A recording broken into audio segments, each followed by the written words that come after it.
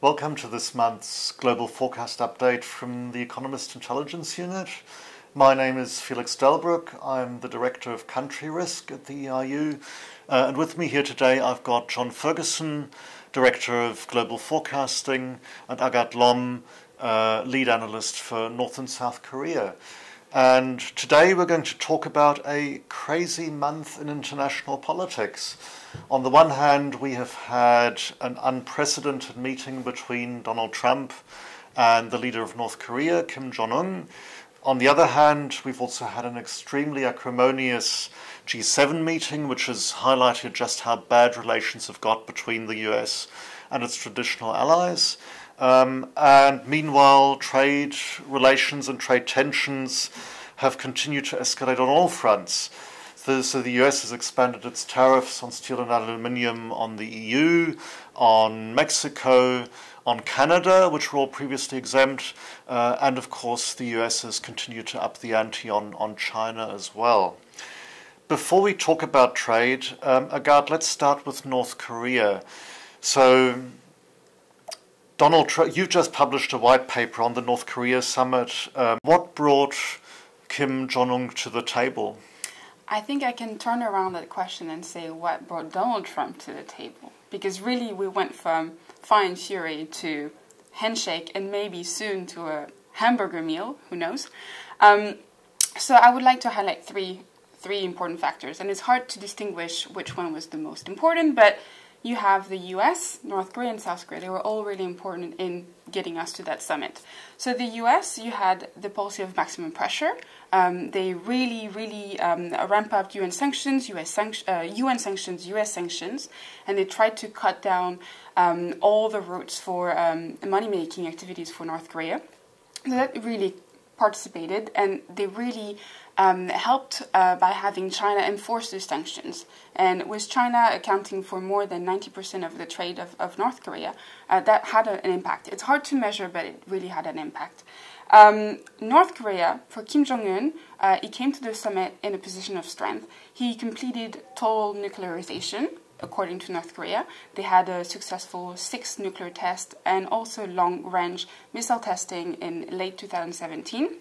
So they can focus on economic development and they can reciprocate with South Korea's engagement efforts.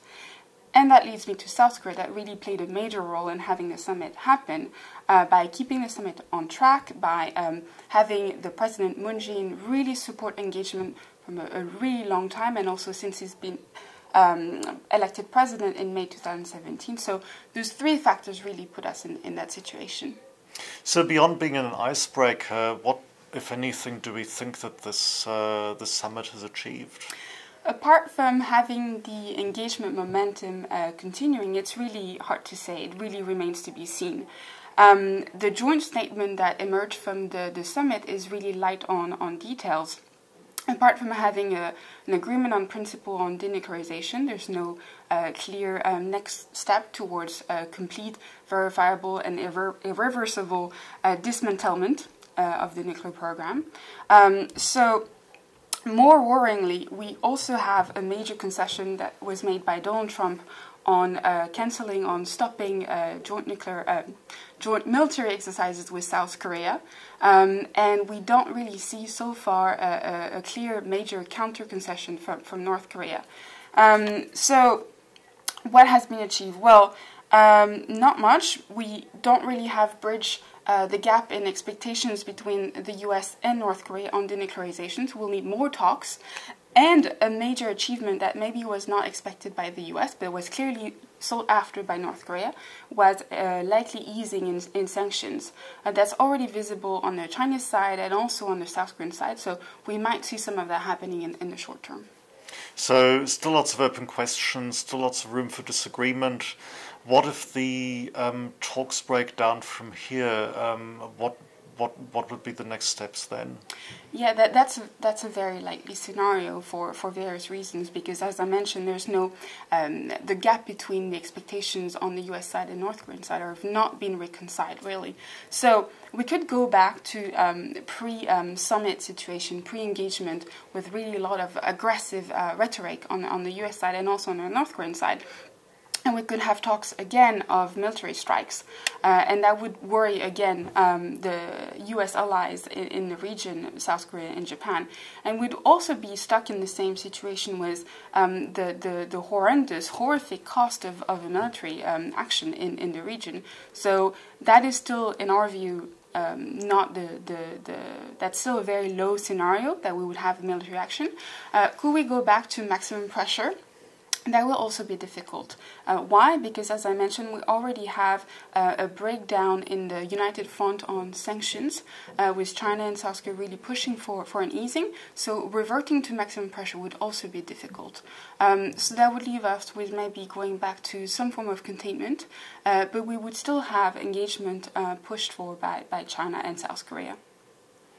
So, yeah, lots and lots of questions that are still open after this meeting. Turning from North Korea to trade, what's the reality behind the bluster that we've seen coming from the US over the last month? Good question. Well, I would say that there's been a lot of bluster in recent times, but reality is fast catching up to that bluster. You've mentioned at the start, we're now seeing sort of two fronts on this sort of global trade dispute.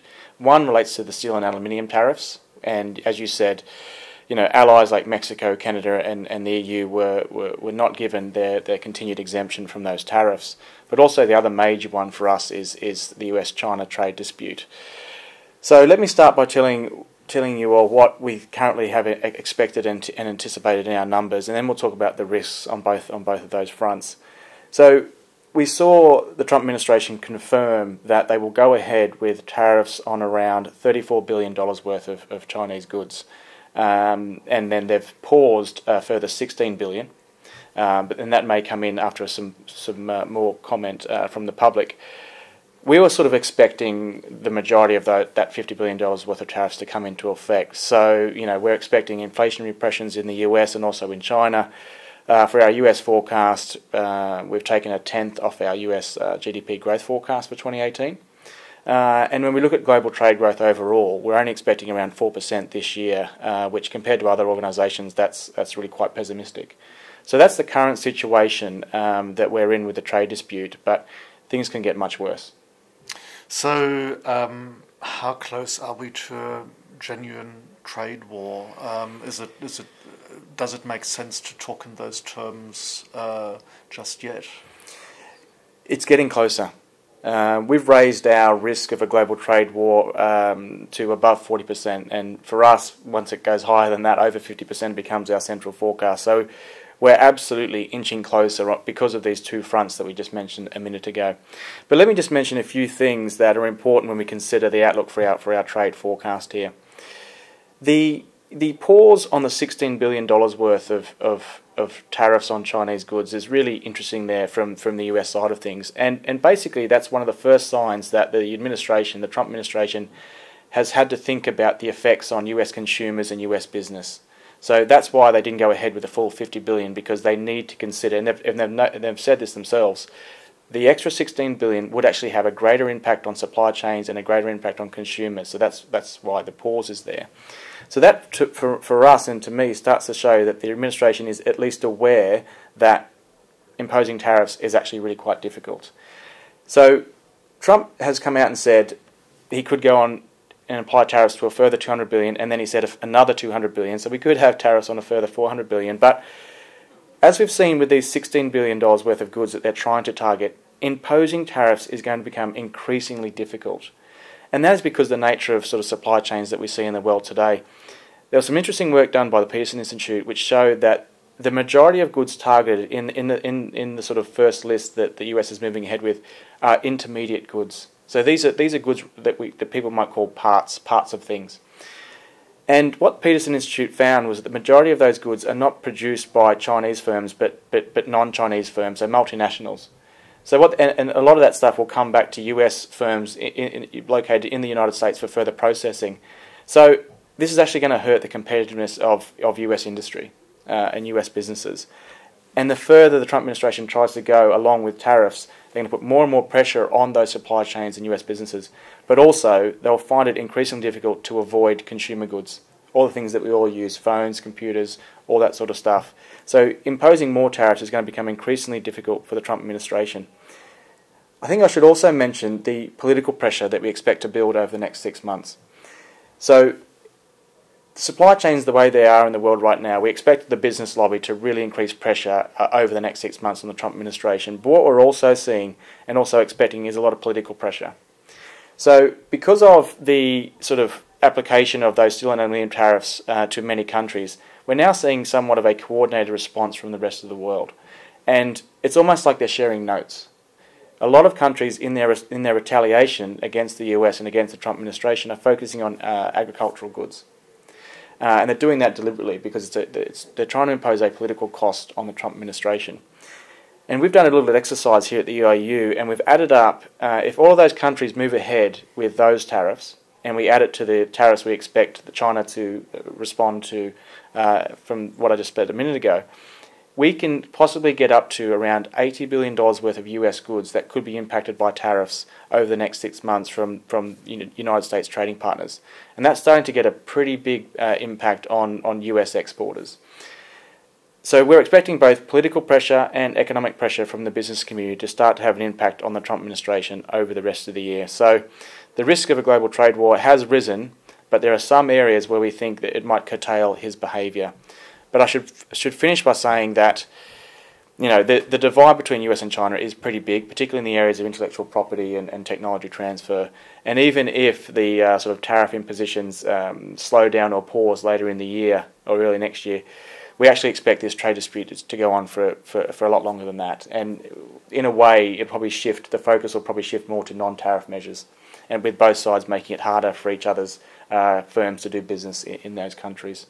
So it's a pretty high risk, but there's a lot to go in this story. A lot to go, and a mix of optimism and pessimism there. A little bit, yes. The risk is absolutely high. Yeah, it is. So we'll keep watching this space, and we may well talk about this topic again I'd say in a we month's will. time. See you again then.